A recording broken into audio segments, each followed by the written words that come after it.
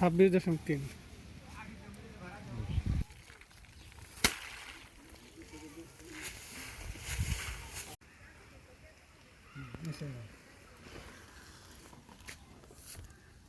পনেরো কেজি 58।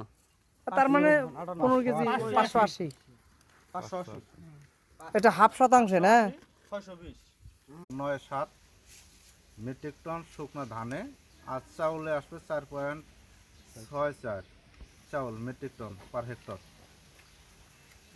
অর্থাৎ বিঘায় 23 মন প্লাস শুকনো ওজনে। আর ভিজার ওজনে কতটুকু আসবে স্যার? ভিজা ওজনে আসবে তোমার 7.5, অর্থাৎ